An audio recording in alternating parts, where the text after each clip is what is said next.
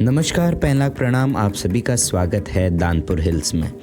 आज दानपुर हिल्स में हमारे खास मेहमान हैं हमारे ही दानपुर के प्रसिद्ध ढोल वादक रातिरकेठी मलका डूंगरचा से श्री मोहन राम जी व उनका पूरा परिवार आज हमारे इंटरव्यू में पहुंचा है। तो इसी के साथ आज हमारी टीम उनके घर पे पहुंची है और आज हम उनसे खास बात करेंगे जो कि अपने संघर्ष के बारे में, अपने ढोल वादन के इतिहास के बारे में और साथ ही हमें अवगत कराएंगे विभिन्न विधाओं के बारे में। तो देखते रहिए हमारी खास पेशकश। पहला प्रणाम, मैं धीरज करूँगा दानपुर हिल्स, जो कि हमारे सोशल मीडिया पे पेज है उसका एक एडमिन, और हमारा पूरे दानपुर में हम यूथ से, बुजुर्गों से हम मिलते जा रहे हैं। तो आज हम संस्कृति के वाहक हमारे श्री मोहन राम जी और उनके पूरे परिवार के पास हम लोग आए हुए हैं ताकि हम इन विधाओं को, इन संस्कृति के इस ढोल विधा को, जिसके बिना न हम क्षेत्रवासी न देवता, इस ढोल के बिना हम लोग, हमारी संस्कृति नहीं चल पाती है। तो आज हम उस ढोल के वादकों के पास पहुंचे हैं और उनसे आज की संस्कृति के बारे में हम लोग जानेंगे। सबसे पहले मेरा नमस्कार आपको। आप अपना परिचय हमारे दर्शकों को दीजिए। मेरे परिचय, मैं ग्राम सभा मलका डूंगरचा का रहने वाला हूं। मेरा नाम मोहन राम है। मैं ये कार्य बचपन से, जब मेरी 12 साल की उम्र थी तब से ये कार्य करते आया हूं। मेरी उम्र अब 62 साल की हो गई है। ये मेरा नाती है, ये मेरे लड़के हैं। ये सांस्कृतिक कार्य करते करते मुझे 60 साल हो गए हैं।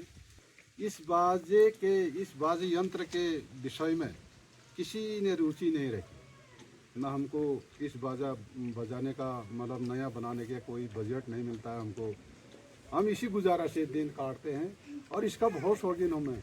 ये बजंतर जब 33 कोटि देवताओं का जब जन्म हुआ, जब ब्रह्मा विष्णु महेश गुरु महादेव जी जब 3 मूर्ति पैदा हुए, तब देवता कंदरों में रहते थे। तब ये बजंतर उपाया गया। ये दैतों को नहीं सुनाया जाता, ये देवताओं को सुनाया जाता है। ये बायां हाथ से बाजा बजता है। जब ये बायां हाथ से बाजा बजाऊंगा मैं, तो ये बाजा ऐसा कहता है, 3 लोग 3 कोस धरती, 3 लोग बयापते का बार कैलाश का गुफा, इतने हाथ से बायां हाथ से आवाज जाती है। फिर ये दायां हाथ वाला ढोल जब बजाया जाता है, इससे जब ऐसा बाजा लग रहा है, अब सब तैयार हो जाओ। जब कुरुक्षेत्र में लड़ाई लगी, जब परशुराम देवताओं का नियंत्रण हुआ, जब गुरु महादेव की शादी हुई, तब दिन का बजंतर बनाया हुआ रहा। ये आज का थोड़ी है, ये तो इतिहासों वाली बात है। ये बाजा दुर्लभ होते जा रहा है जी। हमको कोई सरकार नहीं देख रही है, हमको कोई कुछ नहीं देख रहा है। चलो शादी में बुलाया, ये बाजा अलग अलग होता है। बाजा 22 होते हैं, देवता 33 कोटि होते हैं जी। बाजा अलग अलग होता है। बाजा 22 बाजा होता है। शादी का बाजा अलग होता है, देवताओं का बाजा अलग होता है, नामकरण का बाजा अलग होता है, त्योहार का बाजा अलग होता है, चढ़ाई जाने वाला बाजा अलग होता है, नीचे आने वाला बाजा अलग होता है, सीधे जाने वाला बाजा अलग होता है। 22 बाजा होते हैं। इसीलिए आज बड़ी दूर दरार से हमारे घर में ऐसे अतिथि लोग आए हैं, मेरे को आगे बढ़ाएंगे। और ये इसके बारे में ये कहीं सबको जानकारी मिलने से ये दुर्लभ होते जा रहा है। जैसे आदमी पहाड़ छोड़ करके देश में जा रहे हैं। हमारा ये नाती, ये छोटा वाला नाती है, ये 3 साल का है। इसको बाजा बजाओ को सब बाजा सिखाए है मैंने जी। मैं इसका गुरु हूँ। तभी इसको इस चीज़ को जिंदा रखने के लिए ऐसे ऐसे पुरुष हमारे घर में पहुँचे हैं। ये सबसे, ये भगवानों की बजंतर है ये जी। इसका तो कोई अंत ही नहीं है। राम जी, एक बात बताइए कि जब आपने इसकी शुरुआत की जी, तो इसके तालीम का क्या समय रहता है? किस उम्र में आप परफेक्ट बने? क्योंकि अब तालीम धीरे धीरे चली। हाँ। तो तालीम कब से शुरू हुई और कब आपने जो है आप इसमें निपुण हो गए? अब मैं तो छोटा वो से 3-4 ग्राम सभाओं का काम करते हैं। मेरी परिवार यहाँ सारी परिवार रहती है मेरी। और तब से हमारे गुरु हमारे पिताजी थे, उन्होंने हमको ये शिक्षा दी। तब मैं जब 15-20 साल का हो गया, तब तो मैं परफेक्ट बन गया। तो इसके बजाने की जो अवधि है, हाँ। जैसे सुबह आप जब सुबह उठते हैं, हाँ। तो आपकी दिनचर्या कैसे रहती? जैसे भनार घाटी के तरफ जैसे सुबह उठते हैं, हाँ। तो वो जो है अपने इष्ट को याद में जो है बाजे बजाते। तो इस बिल्कुल। वक्त सबसे पहले आपके सुबह उठने के बाद कौन से बाजे बजते हैं? सबसे पहले बज के 9 बजे नौमती के होते जी। हैं, 9 ही बजे लगते हैं देवताओं के। जब 4 बजे उठते हैं, 4 बजे 5 बजे से ऊपर उसके बाद नौमती नहीं बजती है। 10 बजे 11 बजे नहीं बजती है, बिल्कुल। 5 बजे से 4 बजे तक देवताओं की नौमती बजती है। उसके बजे लगते हैं 9 ही 9 ही नौ बाजे 9 बजे। हाँ, नौमती के होते हैं। फिर नौमती के बाजा पूरा हुआ तो फिर 22 बजा लगते हैं। अच्छा, 22 बजा 33 कोटि देवताओं के लिए 22 बजा लगता है। तो 9 वाला जो है कब, सुबह और शाम को? बिल्कुल, एक सुबह 4 बजे, हाँ। फिर शाम को संस्काल के बाद, संध्या काल हाँ, के संध्या बाद, काल यानी के कि बाद। सूरज आने से पहले और हाँ, सूरज आने जाने के के बाद। बाद। और जो 22 बाजे हैं वो 22 बाजा तो मंदिर में बजते हैं। हाँ, जिस मंदिर में कालिका मंदिर हो, भगवती मंदिर हो, और ये बालसन देवता मंदिर हो, और नौलिंग देवता हो, बजेण जी हो, मतलब अनेक अनेक प्रकार का देवता हो, अनेक अनेक बाजा लगते हैं उनके। सबका बाजा एक नहीं लगता है। जी। हाँ। तो जैसे देखिए भनार में जो है बंजैण जी के दास हैं। बिल्कुल, हाँ। तो आप मुख्य रूप से किस देवता के हम दास? बालसन देवता के दास हुए। जी। हाँ, हम बालसन और नंदा माँ के दास हुए। हम नंदा भगवती और बालसन देवता के ही दास हुए। अभी ये एक मेरे पास सर्टिफिकेट है, आप लोग देख सकते हैं। तो ये सर्टिफिकेट 2021 का है। तम भरतवाण जी, उनके हस्ताक्षर यहाँ पर आप देख सकते हैं। और हमारे गढ़ रत्न हमारे नरेंद्र सिंह नेगी जी, उनके हस्ताक्षर भी यहाँ पर हैं। और हमारे निदेशक जी के भी यहाँ पर हस्ताक्षर हैं। तो ये जो सर्टिफिकेट है, ये अपने आप में एक बड़ा सर्टिफिकेट हमारे क्षेत्र के लिए है, क्योंकि आज तक इसके बारे में बात नहीं हुई है। क्योंकि दानपुर के क्षेत्र में, इतने दुर्गम इलाके में इस तरीके से राज्य स्तरीय सर्टिफिकेट प्राप्त करना, ये अपने आप में ही बड़ी बात है। और किस तरीके का आपका जीवन में संघर्ष रहा, अब अपने जीवन संघर्ष के बारे में बताइए। मेरा जीवन संघर्ष तो ठीक रहा, अच्छा रहा। मैं खुश रहा। बिल्कुल। मैं इतना दुर्गम क्षेत्र का आदमी, मुझे वहाँ बुलाया गया, फर्स्ट नंबर निकाला मैंने। उस देवी देवताओं की कृपा से मैं उतना नाचने वाला नहीं था। इस ढोल और मेरे मूसों से भी बात हुई। हाँ, वहाँ जी। फर्स्ट आपकी मूछ पहचान है वैसे? पहचान ऐसा भी है, मुझको मोसोरी कहते हैं ज़्यादा नीचे को। जी। इस ढोल और मेरे मूसों से ही पहचान हुई। जी। और कुछ देवी देवताओं का अंश भी हुआ, तभी मेरा वहाँ फर्स्ट नंबर आया। अब अपने पोशाक के बारे में बताइए कि ये क्या है, ये क्या है, और ये किस तरीके से का पोशाक रहता है। हाँ, अब ऐसा है, ये विजय सार का ढोल है। ये लकड़ी है, लकड़ी का ही, पेड़ का ही नाम विजय सार कहा जाता है। जी। ये डोरी बनाया जाता है, घर ही बनाते हैं हम। बिल्कुल। क्योंकि शुद्ध डोरी है, शुद्ध डोरी है।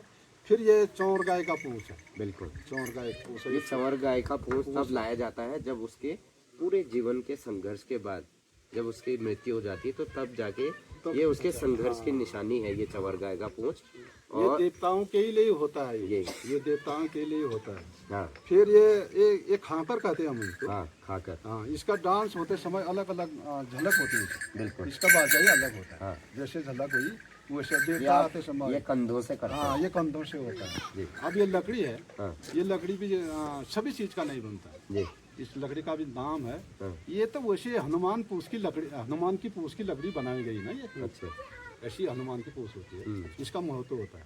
विजय सार हो गया, कलाया दुम हो गया, ये लकड़ी हो गई, हनुमान की पूछ की शक्ल के ही बनाई गई। बिल्कुल। हाँ, अच्छा, पूंछ के रूप की बनाई गई। रूप की वैसी बनाई इस है। लकड़ी से छुआछूत से दूर रहना पड़ता है। बिल्कुल। इससे कोई मतलब ऐसे ये मतलब काल विकराल नहीं आते हैं, भूत पिशाच नहीं आता है इससे। तभी छोटे बच्चों को हाँ, इससे विभूत विभूति लगाया लगाया जाता जाता है। जी। इसका भी महत्व है। कल आपने देखा होगा हमारी यात्रा में भी, तो इससे जो है विभूत लगा के तो बच्चों को छल छितर से नहीं आता, नहीं दूर किया जाता। तो इसको, ये जो ढोल है, इसको किसका रूप माना जाता है? ये तो ये वैसे कई बार मैंने देखा भी था ढोल शास्त्र में कि भगवान शिव का ही बस शिव रूप का ही माना रूप जाता माना है। जाता है। भगवान शिव का ही रूप माना जाता है। जी।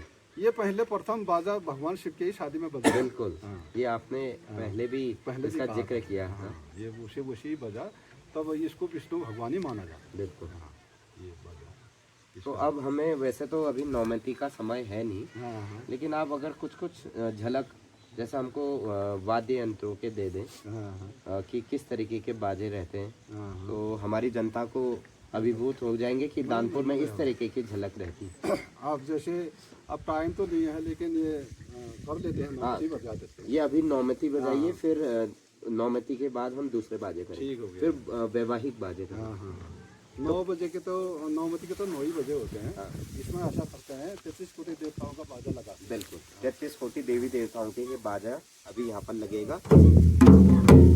हरि ओम नारायण ब्रह्मा विष्णु महेश्वरो धरती महेश्वरो तथातेन गणेशो गणरात महादेव का श्री लाखा वास्तु शावती मीर मंदिर पशुपका सिंधु जीवत बंधु देवताओं सदैव सत्यता द्वा राम अवतार तेजा कृष्ण पर कलयुग में कालिका अवतार शनीश्वर में धरती गुरु गणिका पासरा भागलिंगा अंशालिंगा पूजा श्री ओम नारायण जी वालिंग योद श्री हिमानंद माई वैष्णवी पूजा हाट के दिला कुंभी दिलका ओंकार की मया चोरा बुद्धि रागे सर्वागे सर्वक्षर बंदा लहरा सना पत्ते धार बुद्धि राम भावना के मुला को दिया आमिका दिया जप हो दिया कड़ा दिया सुदीन बिठा दिया बकरी मार दिया भैंसी रूप दिया अन्न दिया धन दिया भगवान के नाम देवताओं हे देश को देवताओं बहुत दूर से प्यार प्यारा तीना दर्शन कर दिया ये लोग एंड से नंबर शुरू कर दिया भगवान प्रणाम देवताओं काक बाजे भगवान का जय देश को देवताओं जय गुरु कलो से वाले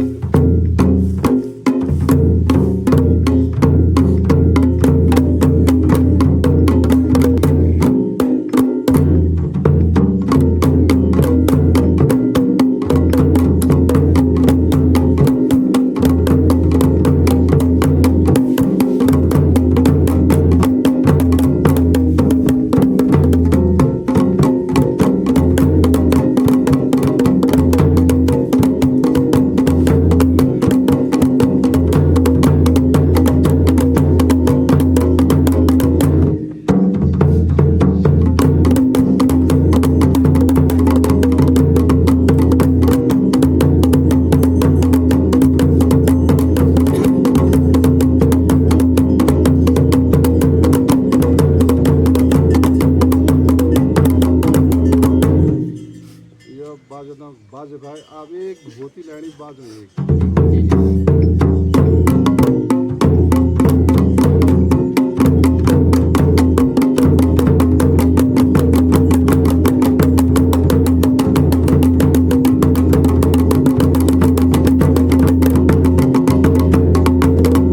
ये सदौड़ पहली बाज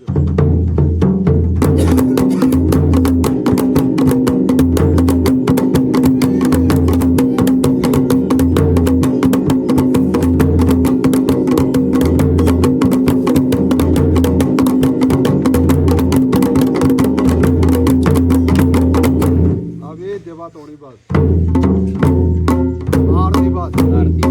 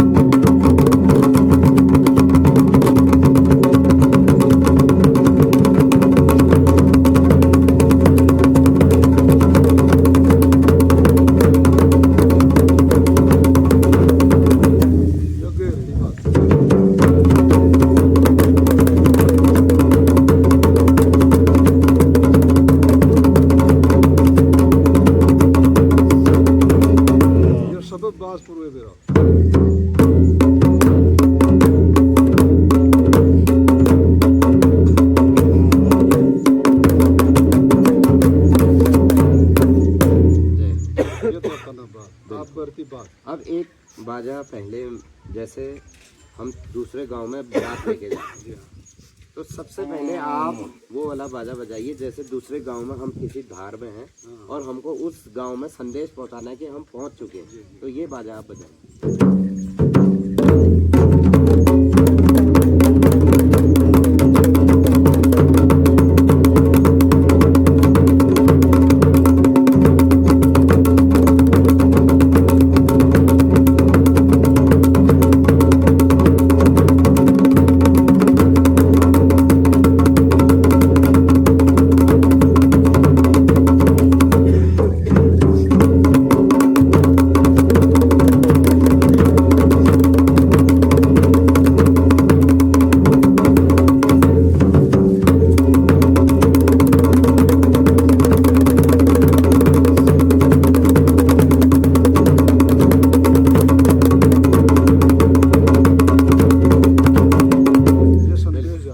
अब ये संदेश पहुंच गया। अब जैसे हम उस गांव में पहुंच गए तो चढ़ाई लग गई, तो चढ़ाई का बाजा बजे। इसमें हौले हौले चलते हैं, इस बात में थकान भी लगती है। सब पहाड़ों में चल के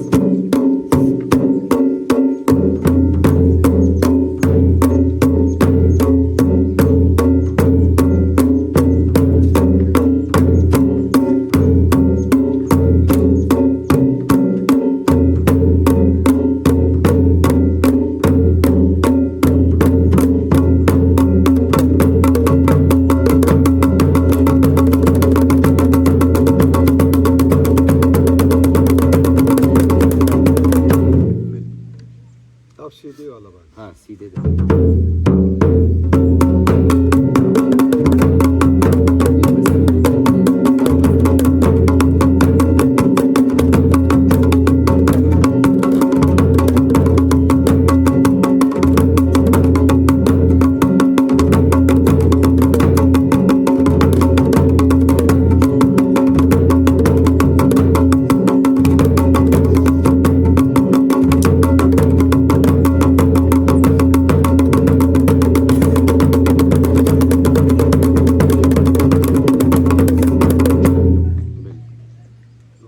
जी, आपने चढ़ाई वाला बजा दिया, सीधे वाला बजा दिया, और अब जो है बारात का बाजा, उसके बाद समापन।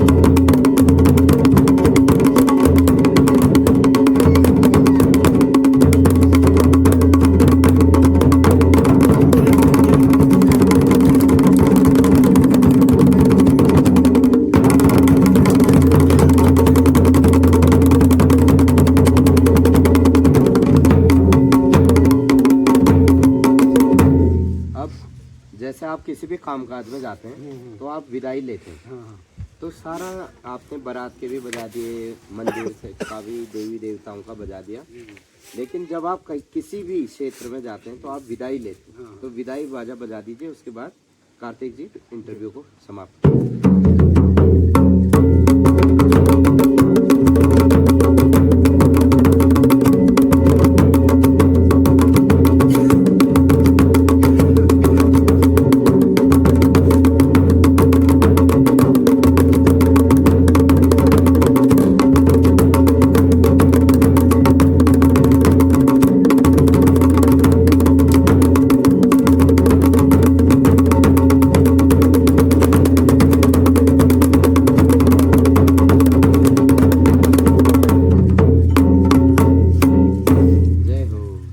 बोलो बालचंद देवता की जय, बोलो नंदा मैया की जय, बोलो लाटू देवता की जय।